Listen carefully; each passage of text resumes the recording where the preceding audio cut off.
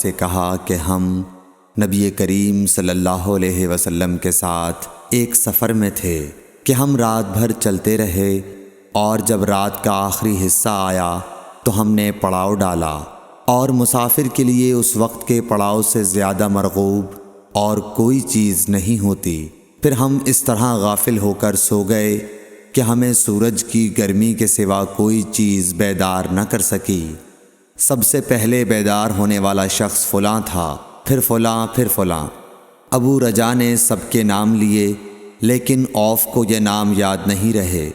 پھر چوتھے نمبر پر جاگنے والے حضرت عمر بن خطاب رضی اللہ تعالیٰ عنہ تھے، اور جب نبی کریم صلی اللہ علیہ وسلم آرام فرماتے تو ہم آپ کو جگاتے نہیں تھے، یہاں تک کہ آپ خود بخود بیدار ہوں، کیونکہ ہمیں کچھ معلوم نہیں ہوتا کہ آپ پر خواب میں کیا تازہ وحی آتی ہے۔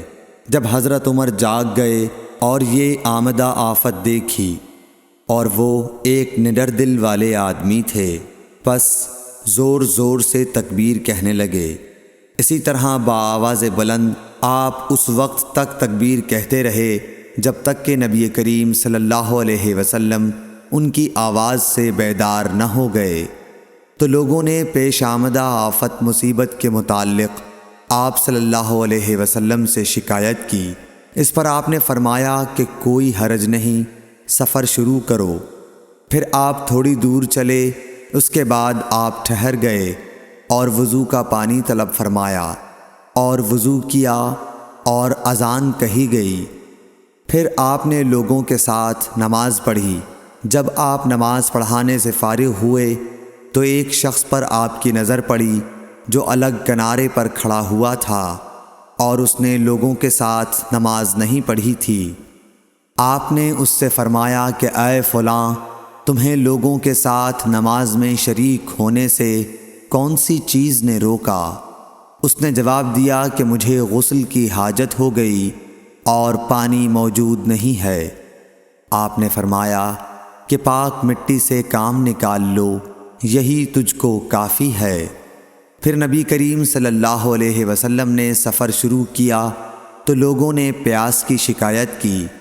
آپ پھر ٹھہر گئے اور فلاں یعنی عمران بن حسین رضی اللہ تعالیٰ عنہ کو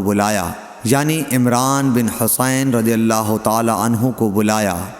ابو رجا نے ان کا نام لیا تھا، لیکن اوف کو یاد نہیں رہا، اور حضرت علی کو بھی طلب فرمایا۔ ان دونوں سے آپ نے فرمایا کہ جاؤ پانی تلاش کرو۔ یہ دونوں نکلے۔ راستے میں ایک عورت ملی جو پانی کی 2 پکھالیں اپنے اونٹ پر لٹکائے ہوئے بیچ میں سوار ہو کر جا رہی تھی۔ انہوں نے اس سے پوچھا کہ پانی کہاں ملتا ہے؟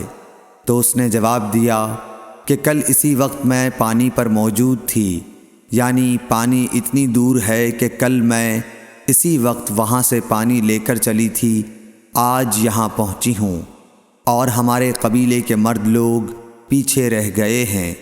انہوں نے اس سے کہا اچھا ہمارے ساتھ چلو۔ اس نے پوچھا کہاں چلوں؟ انہوں نے کہا رسول اللہ صلی اللہ علیہ وسلم کی خدمت میں۔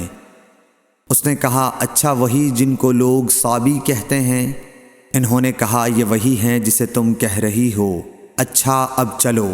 آخر یہ دونوں حضرات اس عورت کو حضرت صلی اللہ علیہ وسلم کی خدمت مبارک میں لائے اور سارا واقعہ بیان کیا۔ عمران نے کہا کہ لوگوں نے اسے اونٹ سے اتار لیا۔ پھر نبی کریم صلی اللہ علیہ وسلم نے ایک برتن طلب فرمایا اور دونوں پکھالوں یا مشکیزوں کے منہ اس برتن میں کھول دیے، پھر ان کا اوپر کا منہ بند کر دیا، اس کے بعد نیچے کا منہ کھول دیا، اور تمام لشکریوں میں منادی کر دی گئی کہ خود بھی سیر ہو کر پانی پئیں اور اپنے تمام جانوروں وغیرہ کو بھی پلا لیں۔ پس جس نے چاہا پانی پیا اور پلایا، اور سب سیر ہو گئے۔ آخر میں اس شخص کو بھی ایک برتن میں پانی دیا جسے غسل کی ضرورت تھی۔ آپ نے فرمایا لے جا اور غسل کر لے۔ وہ عورت کھڑی دیکھ رہی تھی کہ اس کے پانی سے کیا کیا کام لیے جا رہے ہیں۔ اور خدا کی قسم جب پانی لیا جاتا اور خدا کی قسم جب پانی لیا جانا ان سے بند ہوا تو ہم دیکھ رہے تھے کہ اب مشکیزوں میں پانی پہلے سے بھی زیادہ موجود تھا۔ پھر نبی کریم صلی اللہ علیہ وسلم نے فرمایا کہ کچھ اس کے لیے کھانے کی چیز جمع کرو۔ لوگوں نے اس کے لیے عمدہ قسم کی کھجور، اجوا، آٹا اور ستو اکٹھا کیا، یہاں تک کہ بہت سارا کھانا اس کے لیے جمع ہو گیا تو اسے لوگوں نے ایک کپڑے میں رکھا اور عورت کو اونٹ پر سوار کر کے اس کے سامنے وہ کپڑا رکھ دیا۔ رسول اللہ صلی اللہ علیہ وسلم نے اس سے فرمایا کہ تمہیں معلوم ہے کہ ہم نے تمہارے پانی میں کوئی کمی نہیں کی ہے، لیکن اللہ تعالیٰ نے ہمیں سیراب کر دیا۔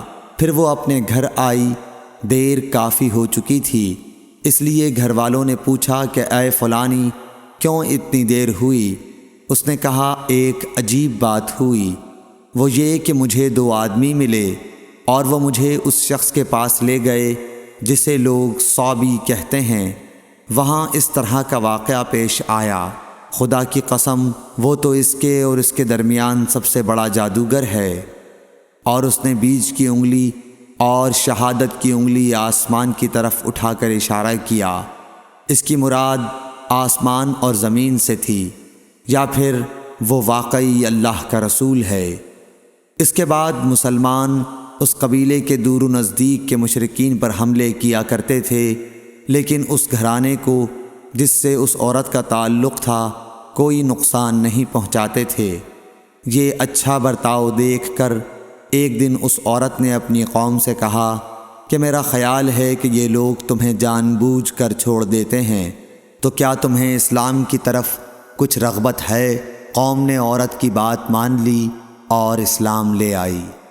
حضرت ابو عبداللہ امام بخاری رحمۃ اللہ علیہ نے فرمایا کہ سبا کے معنی ہیں اپنا دین چھوڑ کر دوسرے کے دین میں چلا گیا۔ اور ابو العالیہ نے کہا ہے کہ صائبین اہل کتاب کا ایک فرقہ ہے جو زبور پڑھتے ہیں، اور سورہ یوسف میں جو عصب کا لفظ ہے وہاں بھی اس کے معنی عمل کے ہیں۔ صحیح بخاری حدیث نمبر 344۔